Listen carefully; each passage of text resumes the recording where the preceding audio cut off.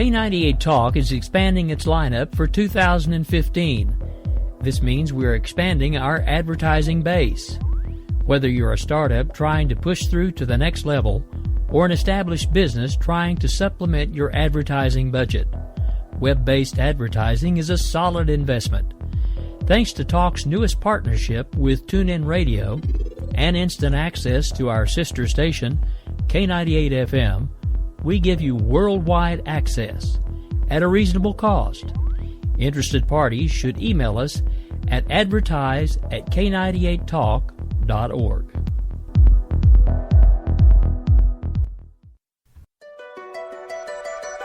The leader in talk radio on the Internet, right here on K98 Talk and the Spark Radio Network.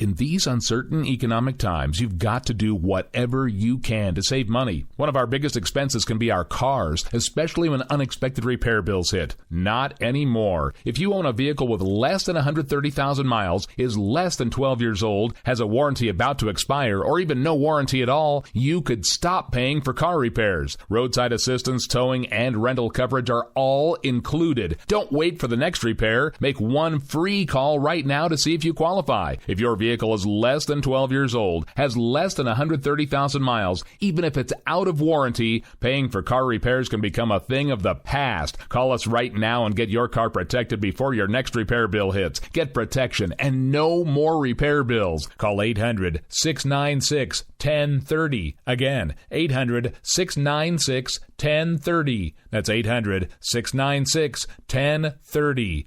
800-696-1030. Joe had huge problems with the IRS. I knew it was coming. I hadn't filed taxes since 1990. All the IRS letters coming in added up to a nightmare. It got up to like $68,000. My heart started beating fast. It's like, there's no way, man. I mean, I ain't going to be able to do this. Then they stopped his paycheck. So that's when I started making phone calls and found U.S. Tax Shield. U.S. Tax Shield went to work immediately. They just took the bull by the horns. What blew my mind is he called the IRS right then and there. So why is U.S. Tax Shield A+ rated with the Better Business Bureau? Joe knows. They saved me a ridiculous amount of money. If you owe more than $10,000 to the IRS or state, choose the company Joe chose, U.S. Tax Shield. It was the best decision I made. U.S. Tax Shield is the way to go. Life is good. Thank you, Lord. Call 800-471-3287. U.S. Tax Shield. Boo-rah. Yes. 800-471-3287. 800-471-3287. We believe in the American way, and we built this country called the USA, and we fly our flag because we're proud and free, we're Americans. Red, white, and blue is our way of life. We never back down from a challenge or a fight. Nature provides, God gives the rights, we're Americans. We fish the waters and we hunt the lands. We forge the steel with our own two hands. With what we've got, we do the best we can. We're Americans. It's time now for the Conservative Curmudgeon Radio Show on K98 Talk. Now, here's Grouchy. Good evening, everybody. Hey, where's my window? I want to break my glass. Hey, get the intern queued up. Little to the left. Little to the left. There we go. All right. Now get that idiot back in the cubicle. Okay. Well, welcome. Wednesday night with the Grouch. Tonight's show is all about Obamacare, past, present, and future. I know we've done Obamacare before in the program as part of a show, but this is going to be the whole show. We're going to recap what Obamacare has done, what Obamacare is doing, and what it's going to do in this year as the open enrollment season is just about upon us.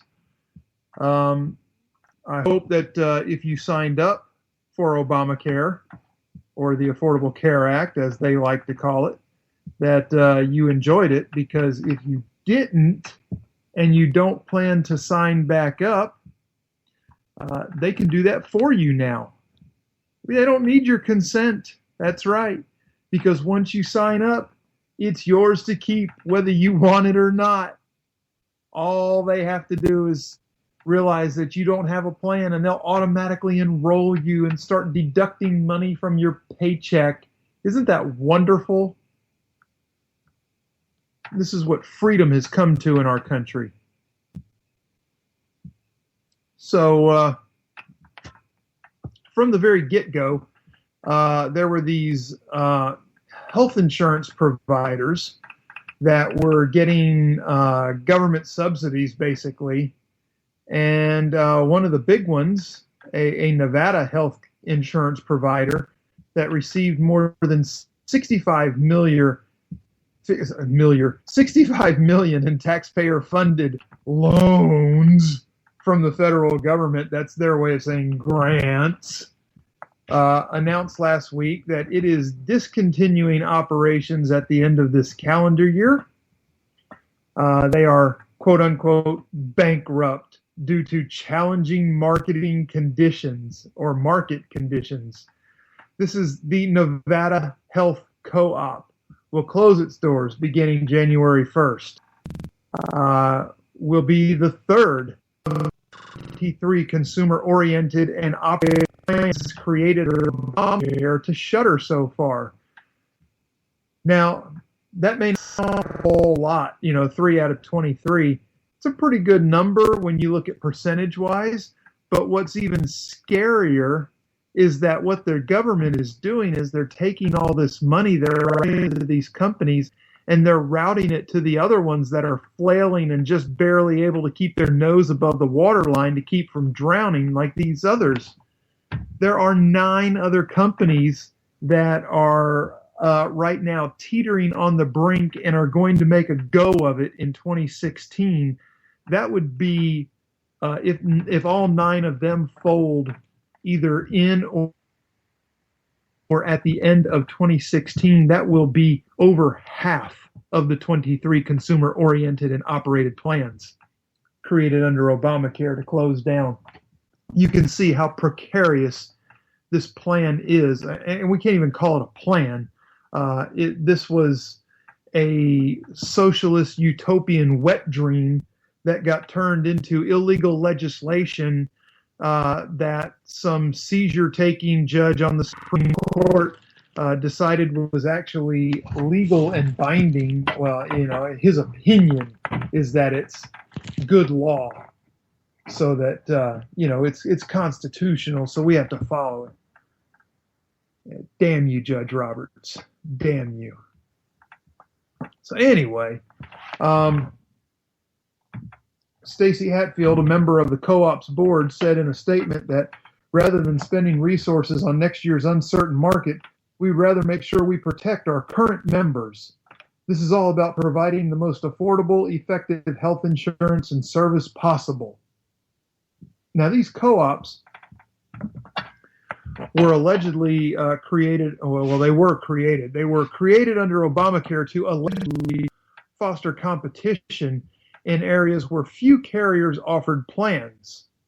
The Nevada Health Co-op was created in 2012, along with 22 others serving 26 states, and they began providing insurance coverage in 2014 with Obamacare's first open enrollment period. Now get this, you'll love this, okay? These 23 co-ops received $2.5 billion, that's billion with a B, in quote-unquote loans from the Centers for Medicare and Medicaid Services to help get off the ground and remain solvent. Well, what a job they've done. The federal government awarded Nevada Health Co-op $65.9 million in startup funds. And technically speaking, it is, quote-unquote, unclear whether the co-op will be able to repay this money. Well, considering that they're not financially solvent, I would say they're not going to repay our money. Now, and I say our money because that is taxpayer money. So why would they give that to the government? Why wouldn't we be getting a check back from them? Okay? Our government is stealing from us. Again, still, however you want to say it. So according to the Nevada Health Co-op, it enrolled 14,000 consumers in 2014. Consumers. However, the nonprofit insurer projected it would enroll 33,750, according to a July audit of co-ops from the Department of Health and Human Services Inspector General. An analysis from Health and Human Services also found that the Nevada Health Co-op projected it would make $371,000 in 2014. However, much like Obamacare, but on a smaller scale, it lost more than $15 million. That's quite a turnaround there in business terms. Let's get a load of that, okay? That's $370,000, and how many times will that go into 15 million? Let's see. That is 1, 2, 3, 4 times. That's 400% loss. Is that right? No, 4,000% loss. A 4,000% loss. Are you kidding me? The biggest problem they've got is they can't raise the capital they need to sustain their initial operating deficits. Okay, the government created these nonprofits in such a way that there's just no way for a co-op to get access to capital other than a government subsidy. The Nevada Co-op was not the only nonprofit insurer to lose money in 2014. As we mentioned before, of the 23 co-ops in 2012, just one, Maine Community Health Options, was profitable.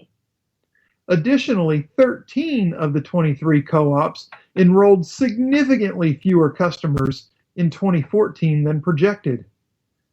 Now, yeah, they got some constraints against them. It was a badly done attempt to reinvent the wheel with some genius, hello Gruber, deciding to make it oval instead of round. The co-op will continue providing coverage to its customers through the end of the year, but customers will have to purchase coverage from other health insurer companies for 2016. The Nevada Co-op will continue to pay customers medical claims. In addition to Nevada's nonprofit insurer, 2 other co-ops created under Obamacare announced that they will also be discontinuing operations. Last month, the Louisiana Department of Insurance announced that the Louisiana Health Cooperative would be closing its doors, and they also received $65.8 million in taxpayer money.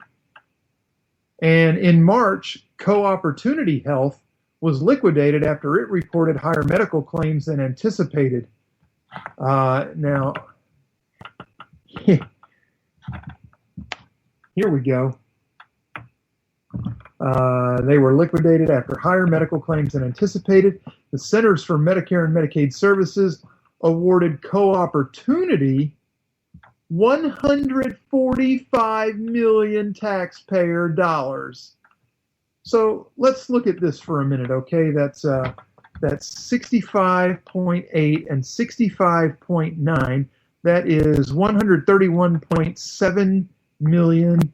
131 plus 145 is $277 million in taxpayer funds flushed down the toilet 2 years.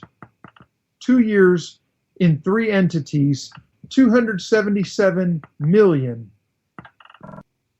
Do you realize that that money alone would have insured all of the uninsured people in the United States that Obama intended to cover for at least 10 years? Just for these 3 co-ops. Are you freaking kidding me? 10 years. Now, we know the taxes that were enacted. There are taxes that are yet to be enacted. There are taxes that are being rolled back that were enacted.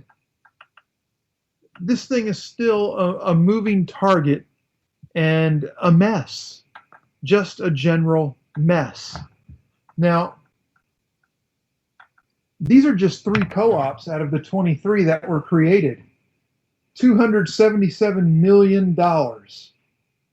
And only one of the 23 showed a profit.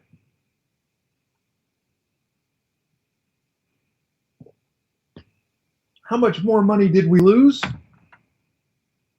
I don't know yet, but I'm going to find out. My digging is not done on this. I'm just going to keep going.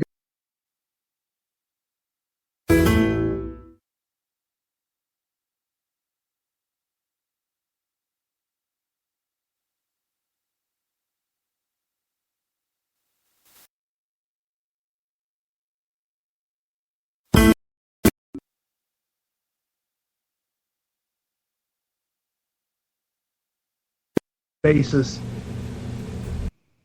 A little feedback there, Mr. Producer. But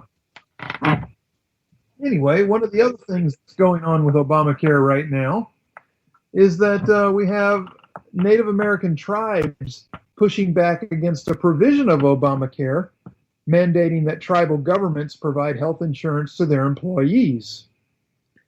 Tribal leaders say it's a misinterpretation of the law that is costing them millions and millions of dollars. Now, when Congress passed the Affordable Care Act, cowardly passed the Affordable Care Act in the middle of the night back in 2009, lawmakers exempted Native Americans from the individual mandate, shielding them from having to pay a fine for not having insurance.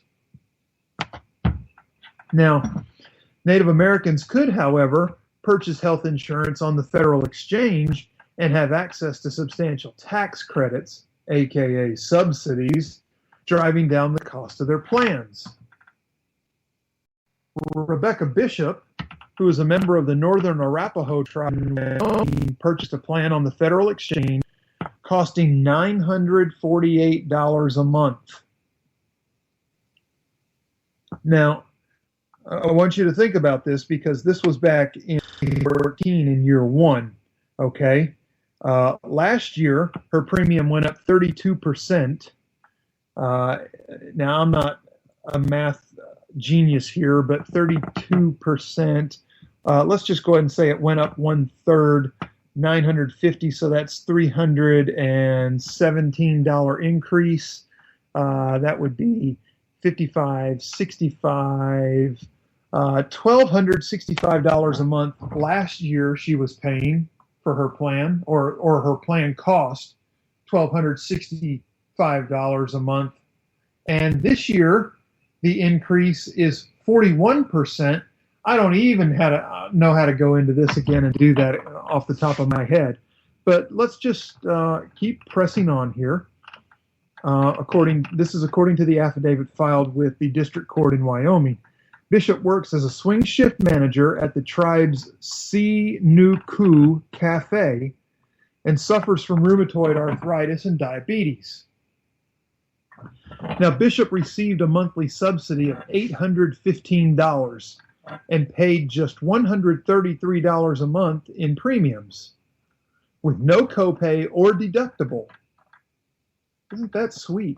Wouldn't you like to get a gig like that, $133 a month for insurance with no copay or deductible? Hey, you know, I'm part Native American. How do I qualify? Anyway, the Northern Arapaho tribe also subsidizes Bishop's plan, according to the court documents. But now, here comes the sneaky part.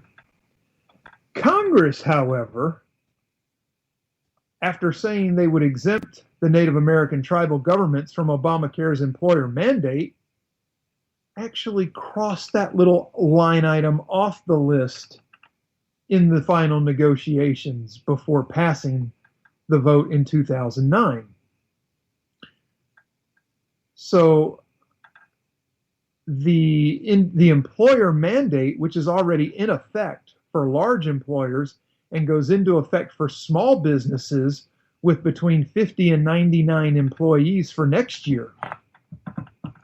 Now, tribal governments are beginning to realize the effects that the employer mandate could have on the reservation's economies and the lives of their employees.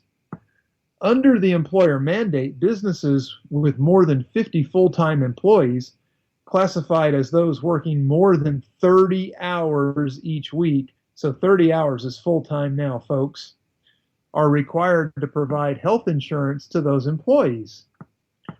Companies that fail to abide by the employer mandate are required to pay a fine of $2,000 per full-time employee. So if you have 50 of them, that's $100,000.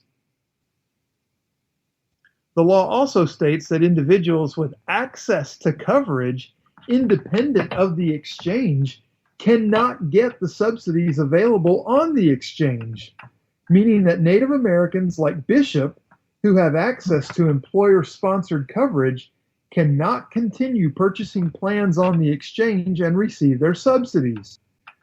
This is what happens when Congress short-circuits regular order and doesn't go through the relevant committees and doesn't take the time to mark the bill and debate it the right way, and rush a multifaceted, super complicated bill through in the middle of the night so they can vote through, so those evil damn Republicans just can't say anything bad about it, and that they can dance like pagan bastards under the full moon screaming, "It's the law of the land."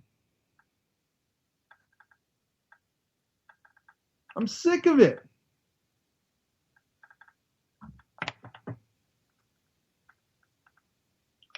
The other large issue in this, from a policy perspective, is the law also provided a generous subsidization of coverage through the exchange for Native Americans who didn't have access to other coverage. This will essentially negate those provisions for a lot of members of tribes. Now, the Northern Arapaho tribe is located on 2.2 million acres in Wyoming and boasts approximately 10,000 members. The tribe employs about 1,100 people who work in the reservation's hotel, 3 casinos, college, and other governmental agencies. After learning that tribal governments were not exempt from the employer mandate, the Northern Arapaho tribe began offering employer-sponsored health insurance to its employees, costing the tribe more than $6.5 million a year. Now, if the tribe decided to opt out of the employer mandate, it would pay approximately $2.2 million in fines to the IRS. Yes, the same IRS that has time to persecute Republicans for being Republicans and has time to tell America that they don't have enough money to offer you help with your taxes that they so desperately want and collected record dollar numbers of this year because they're too busy persecuting Republicans and trying to enforce the Affordable Care Act. Koskinen, the head of the IRS, his dumbass should be fired immediately, if not sooner. Because what any person with a thimbleful of intelligence would have done is reallocated their personnel where needed, when appropriate. It doesn't take a genius to help somebody fill out their taxes. It doesn't take a genius for somebody to sit down and do their enforcement paperwork, whatever the hell that would entail, on Obamacare. I don't feel bad for this guy, and I don't feel bad for the workers at the IRS quite frankly, I want a fair tax so that we can fire all their dumb asses and get them out of there.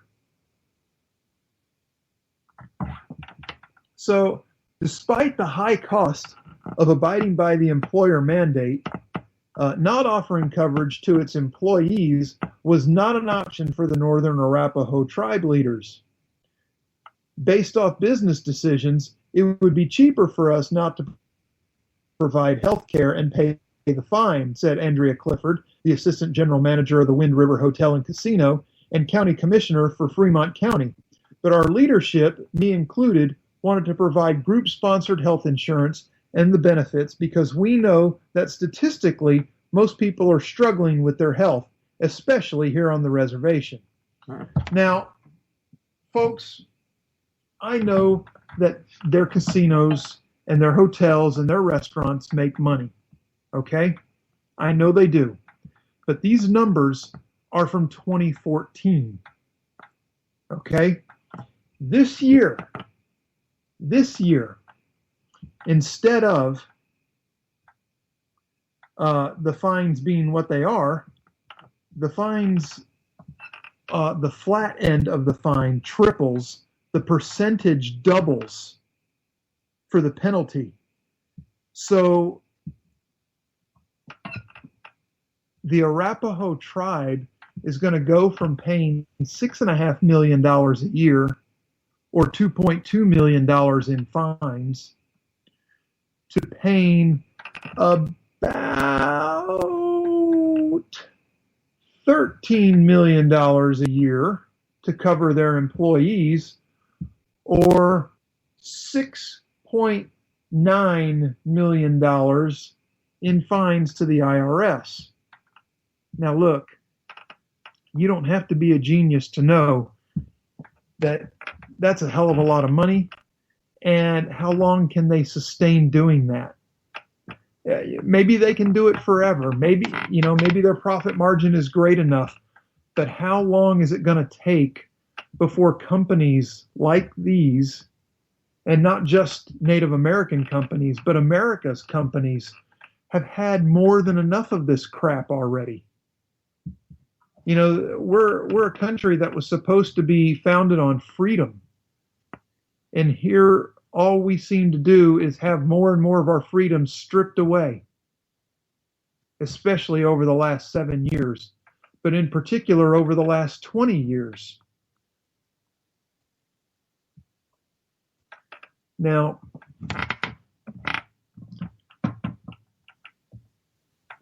Clifford has worked at the Wind River Hotel and Casino for the last decade and oversees its human resources, payroll, and benefits departments.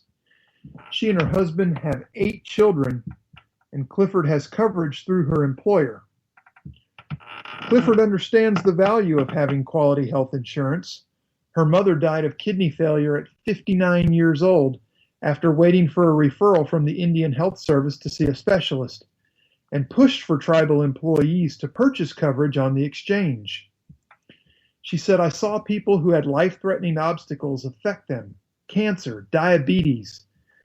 You have someone who took the small amount of insurance and understood what it means, and they had health scares. They were able to go see a specialist and things were paid for. They didn't have to wait for a referral that was denied." First of all, why would a referral be denied? Renal failure is renal failure. I don't care if you're Native American. I don't care if you're Scottish, Irish. I don't care if you're Hispanic or straight up white. I don't care. There should never be a referral for something like that denied over money. Now, where does that money come from? That's a whole nother argument. Don't get me started on that road just yet. But Clifford's frustrated that tribes are required to participate in the employer mandate. And we're going to pause right here. We're at the bottom of the hour. We need to take the commercial break and pay the bills. You're a half hour away from, according to me and Bunny, Jason and Bunny will be in about a half hour to get their show kicked off. And I hope that you will stay tuned right here for the second half of the G Nation with me, Grouchy. And we'll be right back. Oh, but ain't that America? You and me. Ain't that America? Something to see, baby. Ain't that America? Home of the free, yeah. In these uncertain economic times, you've got to do whatever you can to save money. One of our biggest expenses can be our cars, especially when unexpected repair bills hit. Not anymore. If you own a vehicle with less than 130,000 miles, is less than 12 years old, has a warranty about to expire, or even no warranty at all, you could stop paying for car repairs. Roadside assistance, towing, and rental coverage are all included. Don't wait for the next repair. Make one free call right now to see if you qualify. If your vehicle is less than 12 years old, has less than 130,000 miles, even if it's out of warranty, paying for car repairs can become a thing of the past. Call us right now and get your car protected before your next repair bill hits. Get protection and no more repair bills. Call 800-696-1030. Again, 800-696-1030. That's 800-696-1030. 800-696-1030. We will never fully understand what we've asked of our military service members or their families, asking them to put themselves in harm's way, to endure it all. But we do understand that it's our turn, our duty, to keep them secure for the rest of their lives. Wounded Warrior Project long-term support programs help our most severely ill or injured veterans live independently, at no cost, for life, so that they might stand at ease. Join us at findwwp.org.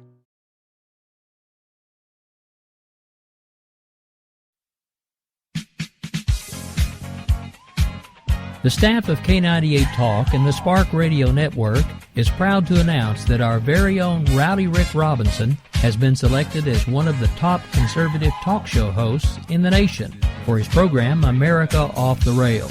Again, congratulations to Rowdy Rick Robinson for a job well done and another reason to stay connected to K98 Talk and the Spark Radio Network.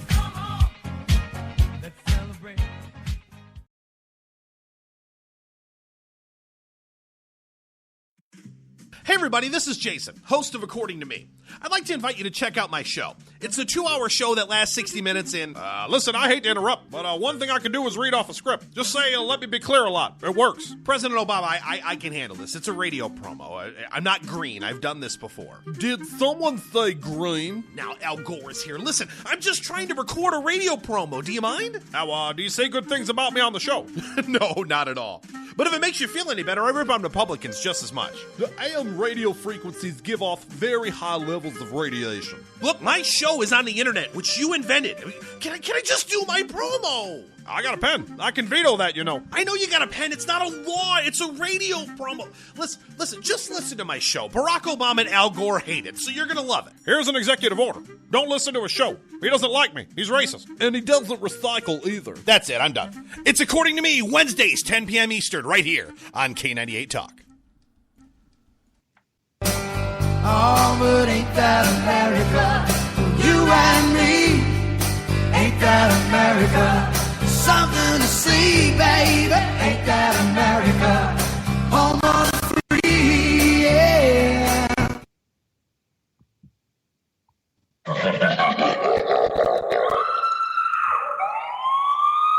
All right.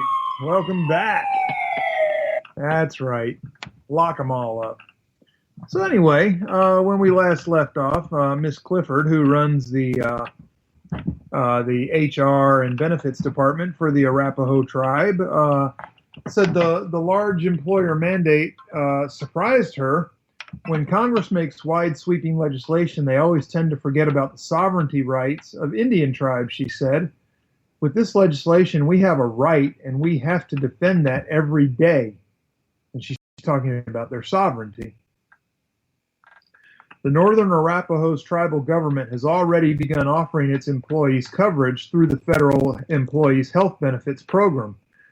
But many employees have seen the cost of their premiums rise, as they are no longer eligible for the subsidies available on the exchange.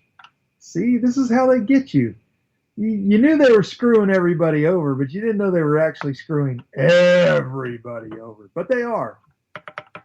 She says it's making these small decisions. Whether it's $30 more a month because the premium went up, it's more money out of their pockets. That affects their daily lives. So, what did they do? The Northern Arapaho tribe filed a lawsuit against the Department of Health and Human Services Secretary Sylvia Burwell and the Department of Treasury Secretary Jack Lew last year that called for an exemption to the employer mandate. According to court documents, the tribe alleged that HHS and IRS, perhaps inadvertently, created unlawful barriers that blocked Native Americans from accessing the premiums tax credits and cost-sharing exemption that Congress provided, except that they didn't provide it. They only said they would. Lawyers for the government argued that Obamacare's plain text specifically lists government employers, including tribal governments, as a large employer and one that must, therefore, provide its employees with health insurance coverage according to court documents. Additionally, the U.S. Attorney representing Lew and Burwell argued that Congress knew how to exempt Native Americans from certain ACA provisions. Congress knew how to do it and could have done it, but didn't. Instead, Congress included all employers, government or otherwise. In July, the district judge in Wyoming dismissed the Arapahoes case, arguing in part that Congress fully intended for tribal governments to be required to participate. I don't know what's wrong with me tonight, but I can't talk hardly. Participate in the employer mandate, despite it exempting Native Americans from the individual mandate. The tribe filed an appeal with the U.S. Court of Appeals for the 10th Circuit last month. The Northern Arapaho tribe does not believe that Congress intended to harm working-class Native American people in the Affordable Care Act, said Dean Goggles, head of the Northern Arapaho Tribe's Business Council. Unfortunately, the IRS has misinterpreted the law, and that action will cost Native American tribes millions of dollars. Requests for comment from the IRS went unanswered, and an official with HHS said that implementing new regulations that would override the employer mandate would be difficult in the wake of the district court's decision. However, the agency recognizes the challenges the employer mandate poses for tribes and is willing to work with Congress. Now, basically, what you have the government saying is that we know that you were lied to, and we know what Congress passed, and we know what Congress was supposed to pass, but screw you. So here we go. In an attempt to protect Native American tribes from the employer mandate, Republican members of Congress from Idaho, Montana, Oklahoma, and South Dakota proposed their own fix to the high costs facing tribes participating in the provision. Crapo of Idaho, Steve Daines from Montana, and John Thune from South Dakota, and Representatives Tom Cole of Oklahoma, Kristi Noem of South Dakota, and Ryan Zink from Montana, or is that Zinke, I'm not sure, introduced legislation in July to exempt both tribes and tribal governments from the employer mandate. They called this legislation the Tribal Employment and Jobs Protection Act. The bill would prevent tribes from having to pay either the fines or costs associated with the provision. In South Dakota, tribes often serve as the primary employer of their community members, said Thune in a July statement. This mandate would have a significant negative impact on tribes and the citizens by diverting much-needed valuable resources away from economic development and important programs towards this burdensome law. Burdensome law. That's an understatement if there ever was one. So, the Tribal Employment and Job Protection Act has the support of a number of tribes across South Dakota and Montana, as well as the National Indian Health Board, a Washington, D.C. based nonprofit that assists tribal governments with healthcare-related issues. The federal trust responsibility of the tribes requires the federal government to provide health care to American Indians and Alaska Natives. National Indian Health Board Executive Director Stacy Boland said in a statement, "The employer mandate of the Affordable Care Act is simply unaffordable," a word that applies to a lot of the Affordable Care Act. But this is in respect to many tribes who will cut essential government services to pay this obligation. The employer mandate on tribal employers contradicts not only the trust responsibility, but the provisions in the Affordable Care Act which exempt American Indians and Alaska Natives from the individual mandate. The bill in the House and Senate, or bills in the House and Senate, have not yet passed. So right now they're just spinning wheels trying to negotiate through committees. This is going to be a problem, though. And, even though it doesn't affect me, my employer provides insurance and pretty decent insurance, so I'm good with it. But, a lot of folks struggle to pay these premiums and meet the deductibles. It's quite ridiculous. And that takes us up to taxes, the fun part of it.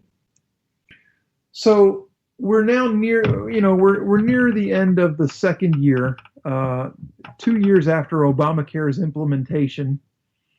A new survey found that the number of uninsured Americans decreased. It did decrease to less than 10% of the population in the first 3 months of 2015, which is the lowest level in the survey's 50-year history.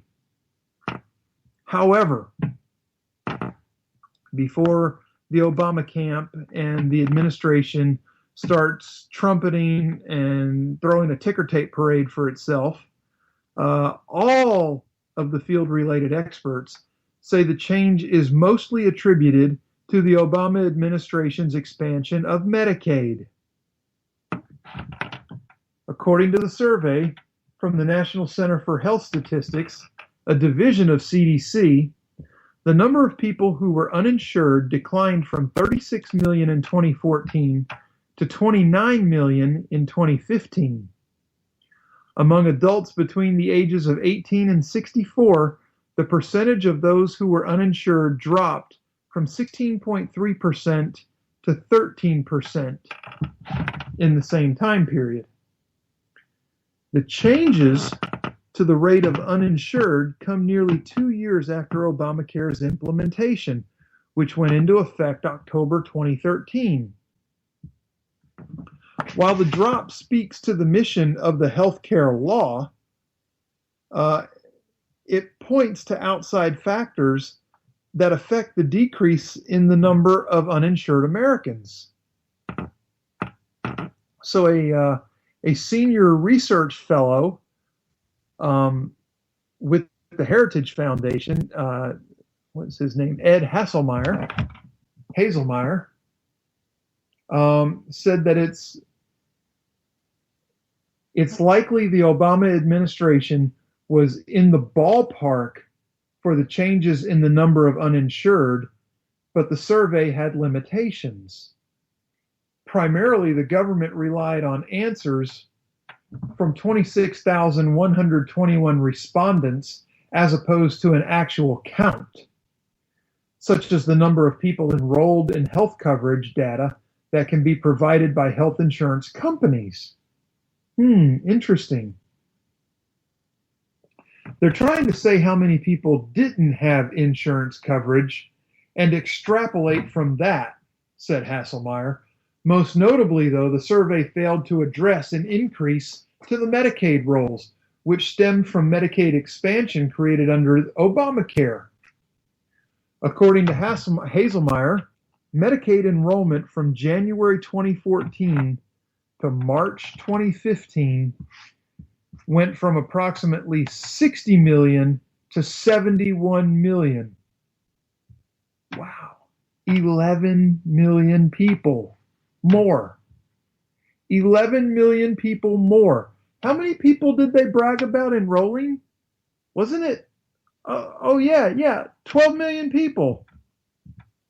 But 11 million of the 12 million went on Medicaid. So really they got 1 million people insurance that didn't have it before. Splendid.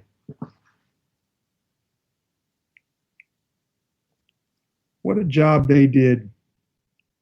And when I say what a job they did, I mean like a snow job. Because boy, they screwed America, and they knew they were screwing America, and they don't give a damn about America.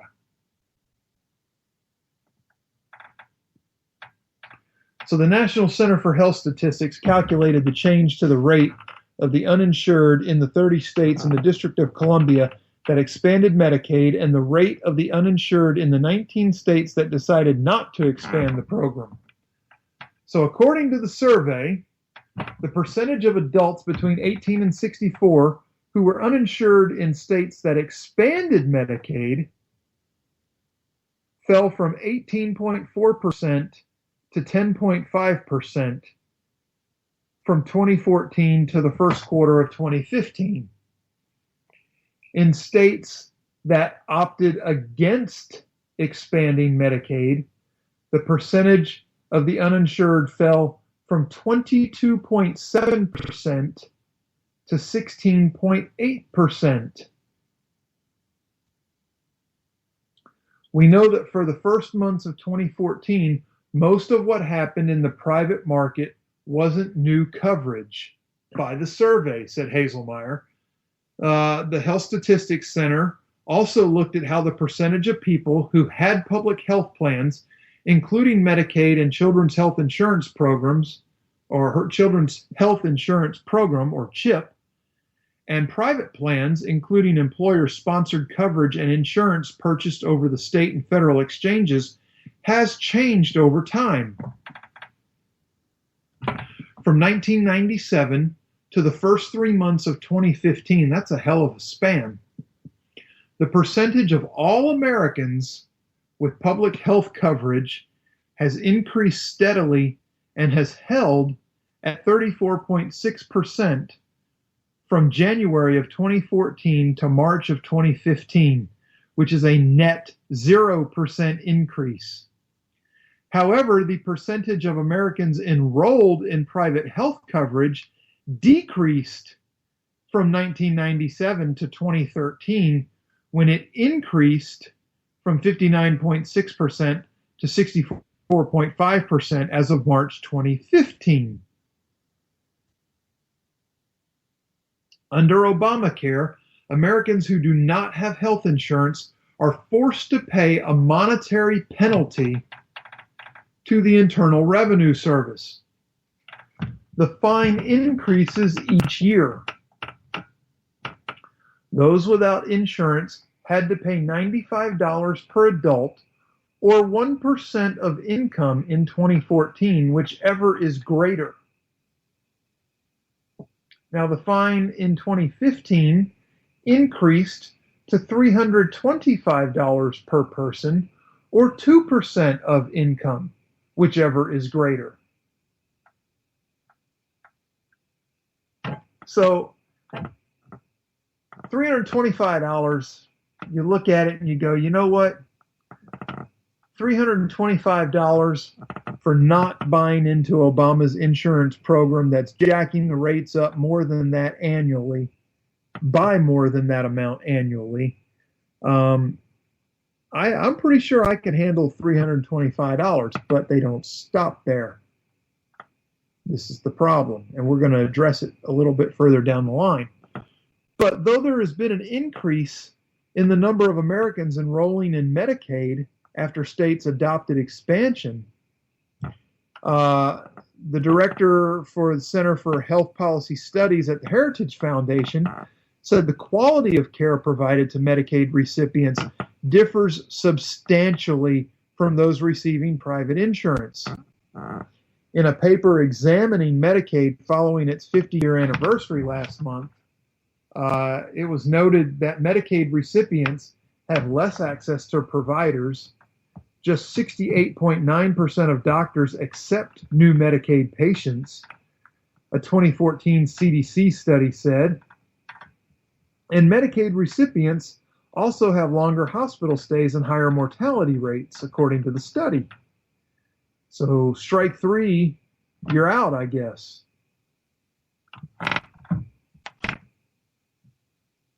This past week, is that right?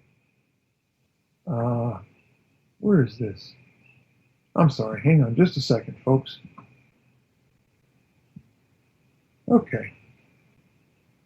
So now, this past week, the U.S. Court of Appeals for the District of Columbia Circuit, over the vigorous dissent of 4 judges on that court, denied rehearing en banc legalese for an entire court rather than just a panel of 3 judges in the case of Sisal versus United States Department of Health and Human Services. Sisal is a case against Obamacare led by the Pacific Little Foundation, arguing that Obamacare is invalid because it violated the origination clause. Man, I hope I got enough time to get through this.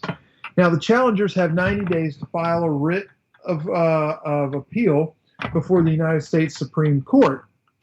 This important case deals with the origination clause of the Constitution, which reads, "All bills raising revenue shall originate in the House of Representatives, but the Senate may propose or concur with amendments as on other bills."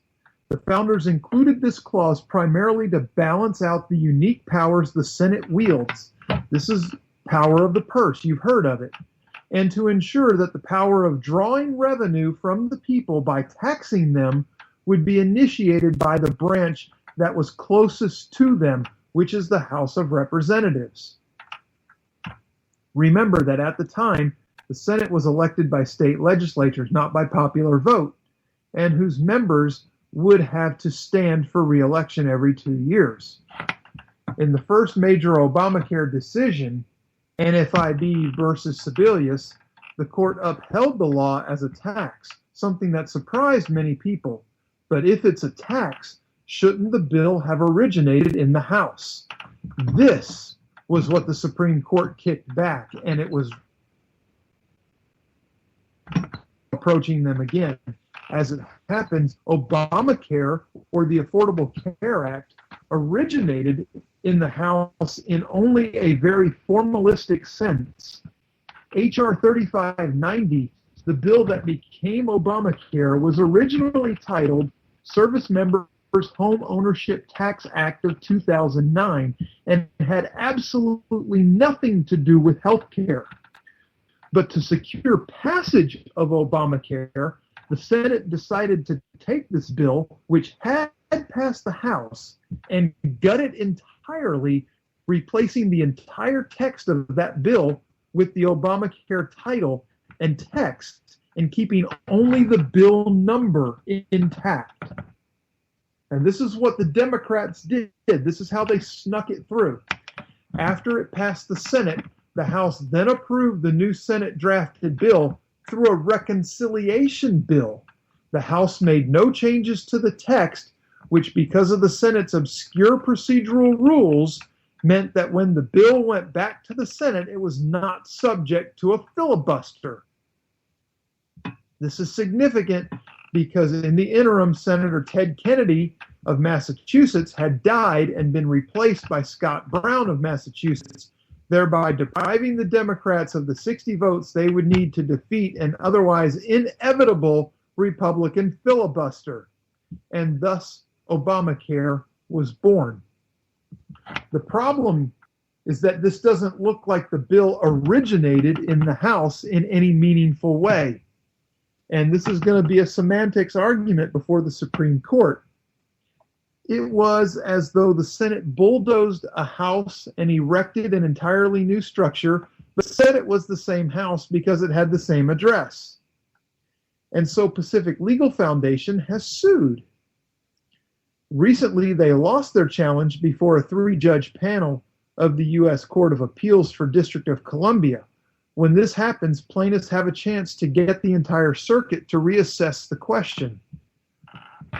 But just last week, the D.C. Circuit unsurprisingly declined to rehear the case.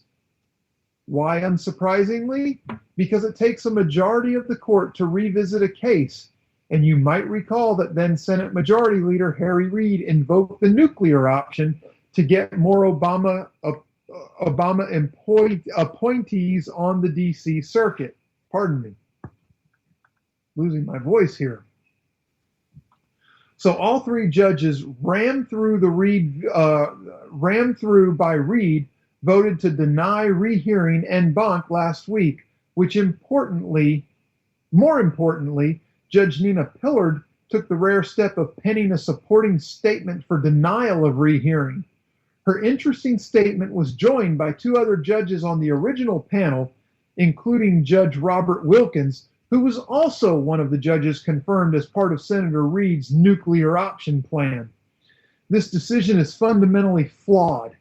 Some, including Supreme Court Justice Antonin Scalia, in his concurring opinion in U.S. versus Munoz Flores, have argued that the origination clause is a mere formalism, and that so long as a bill attests to having originated in the House, federal courts should not undertake an independent investigation to determine whether that bill actually originated in the House. This formalist reading is one reason James Madison opposed putting the origination clause in the Constitution. Now, friends, I'm not going to have enough time to sum all this up. Suffice it to say, this is where Obamacare sits now. Okay, this is going to approach the Supreme Court. You're going to be hearing about the origination clause challenge coming up in recent weeks and months, or in the coming weeks and months. This case will likely get heard by the Supreme Court. It will likely not be ruled on by the Supreme Court and will likely be handed back down to an appellate court.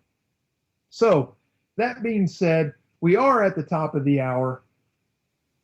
It has been my pleasure to be with you tonight. Next week, due to great happiness for our general manager of the station, who will be closing on his newly purchased home, I will not be on the air because he will be signing paperwork, and he is also my producer. So, Mr. Rowdy Rick, I know you're out there listening still, sir, as you get ready to pan over to the next show. Congratulations on your new home, sir. I hope that you and your family spend many, many happy years in it to come. And I know what you're about to go through next week, and I fully understand, and so does everybody else out there that has gone through this. We support you in your pursuit of the American dream, sir, and congratulations one more time. Coming up next, According to Me and Bunny with Jason and Bunny, Sam. Yeah, I don't know what Sam's going by on the show. I don't know if it's Sam, if it's Bunny, if it's Little Bunny. They're both going to be here. It's going to be a great night. Stay tuned right here on K98Talk.com, and I will be running a best of next week. I don't know what the topic will be yet, but I'll pick something good for you to listen to, and I will see you back live in 2 weeks with a new show. So thank you, God bless, and good night. We believe in the American way, and we built this country called the USA, and we fly our flag because we're proud and free, we're Americans. Red, white, and blue is our way of life. We never back down from a challenge or a fight. Nature provides, God gives the rights, we're Americans.